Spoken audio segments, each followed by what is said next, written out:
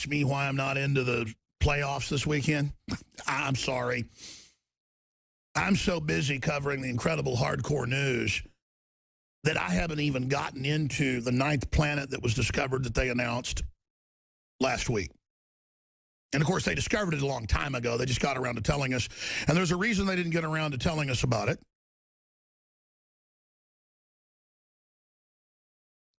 I am someone who always got sick and tired of hearing about Planet X.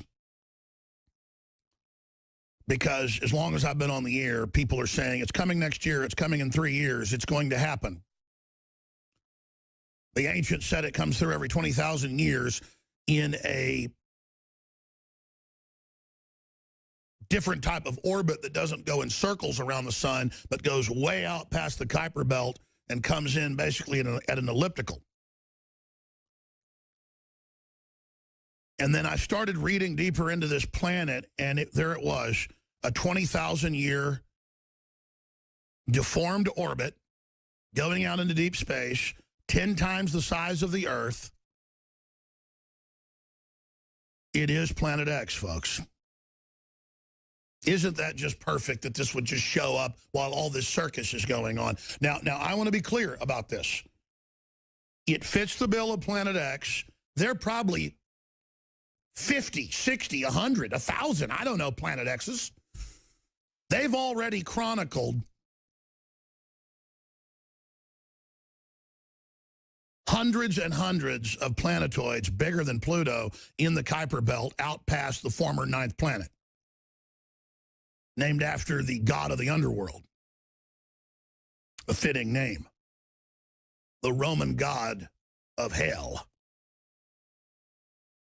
So they said, no more 9th planet because we got to say we have hundreds of planets if there's things bigger than it. Well, Pluto's little.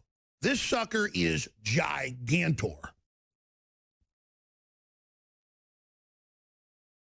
Compared to Pluto.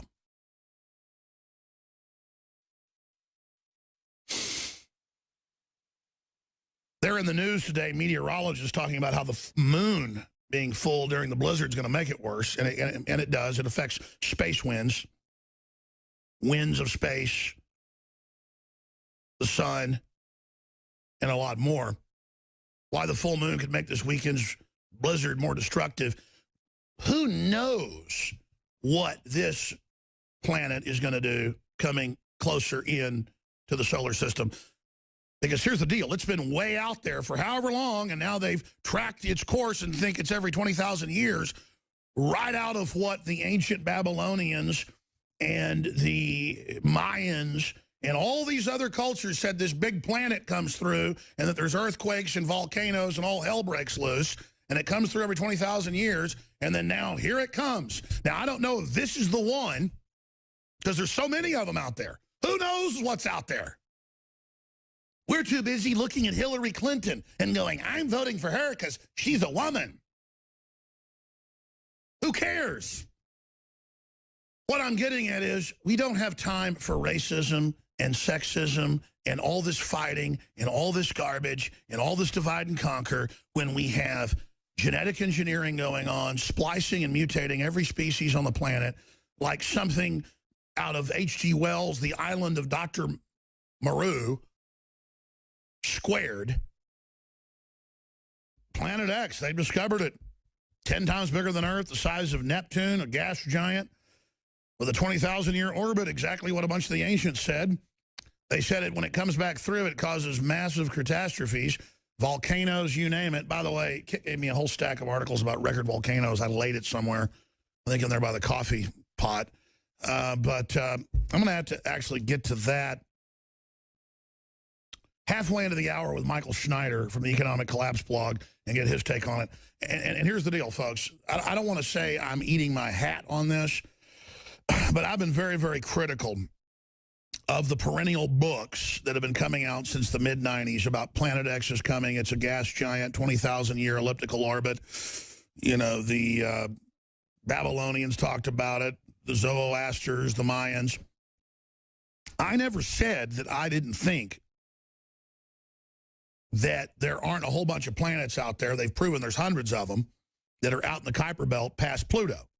That's why they delisted it, as I said earlier. What I was getting at is constantly saying it's coming next year and constantly saying it's the end of the world and the movie 2012, and then I get blamed for it. They would, I mean, so many news articles going, Alex Jones is the one who said we didn't go to the moon and that aliens run everything and that the Himalayas are going to be, you know, at sea level. Hey, Alex, 2012 didn't kill everybody. And so it just gets old. But it does show how the ancients were certainly right about big planets that come through, and there are big disasters, and there are big asteroids that hit the Earth, and there are big Earth changes, and the elite shouldn't be the focus of everything. They're all busy. I saw another headline last week going, Alex Jones says the elite want off-world colonies to escape Earth. I was quoting top elitist on their way to Davos saying that was going to be up for discussion. It was mainstream news. So even when there's mainstream news that, you know, Thiel and all these other folks and you know, the Tesla owner and all the rest of it are saying we need a Mars colony for the elite, I cover what they say, and then they go, Alex is crazy and made this up. So see, that's how they operate. They think you're stupid. But I tell you, uncanny that the ancients said 20,000 years, bigger than the Earth, and all the rest of it, and here it is. The question is, we're trying to look at its orbit. I mean, is it even scheduled? I guess it's coming in closer. That's what they're saying. That's how they're able to see it now. It's coming in from this orbit. What is it? They're saying many, many, many times further out from Pluto. You're one ugly motherfucker.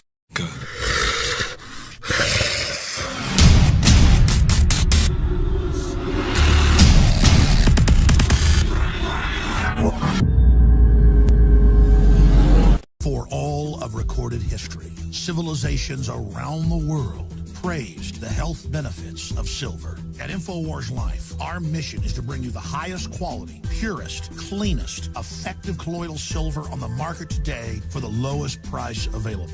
You don't have to be a doctor to know. The fall and winter months are the most dangerous time of year in North America when it comes to you and your family's health. InfoWarsLife.com is very excited to announce our biggest run yet of Silver Bullet colloidal silver, exclusively available at InfoWarsLife.com. Now, InfoWarsLife.com has taken colloidal silver to the next level using a cutting-edge technique that is free of toxic artificial additives. Now more than ever, it's important to stock up on high-quality Silver Bullet from InfoWarsLife.com and to help others during Christmas by teaching them about the powerful benefits of silver. Secure your Silver Bullet today at InfoWarsLife.com or by calling toll-free 888-253-3139.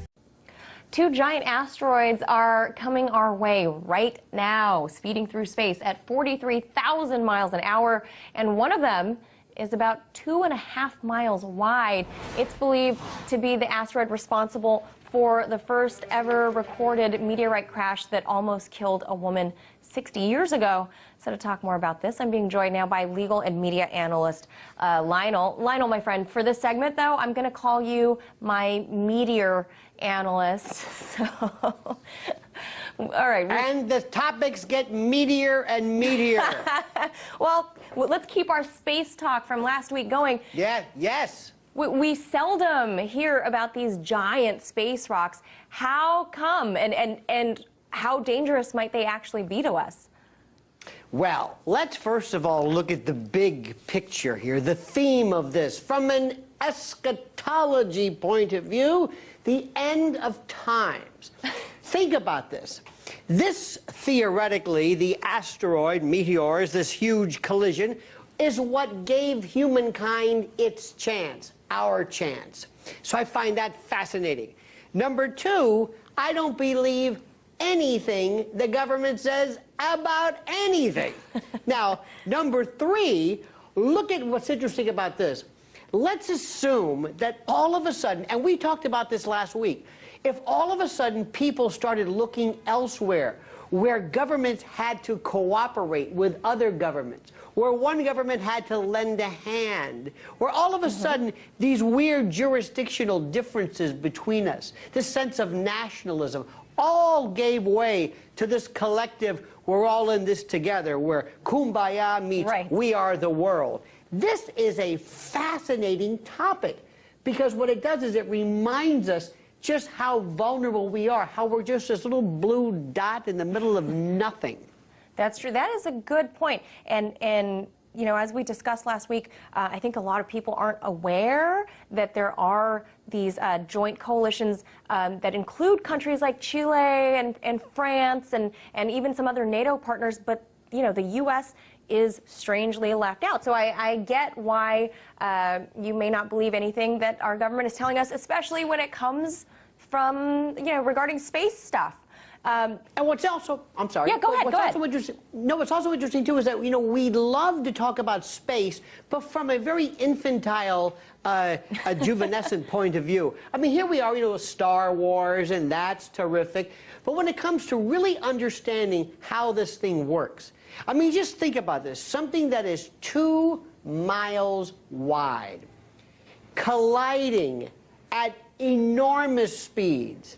And when you also consider this part, who is responsible for this? Think about the legal implications. Who has jurisdiction? How do you make a claim? I mean, I'm sure somewhere in your insurance policy, you know, we always have acts of nature, force majeure, acts of providence. I mean, these are, the implications of this are so fascinating. But what's interesting is that the first thing the mainstream media says is, don't worry about it. There's no chance it's going to hit us. Well, that's good news.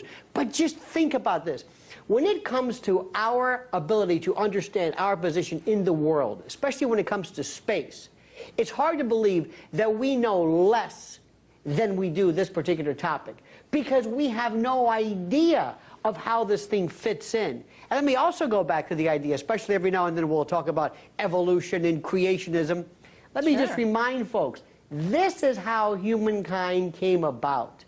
And many people have suggested that, believe it or not, I'm really going to blow a lot of people's minds, that maybe our genesis came from microbial data, if you will, on these asteroids that hit us, you know, millions of years ago. Billions of years ago. Not to forget, though, not to forget, this is what took out the dinosaurs. So, but you know, according to NASA, the chances of being killed by some sort of meteorite or other things falling from space is actually about 1 in 250,000. Now, that's actually better than any state lottery. I don't care where you're at. But they also say that we can expect to see more asteroids passing Earth as in the coming years. They're just going to kind of scoot right by us. But should we actually be worried, though? How do you plan for this?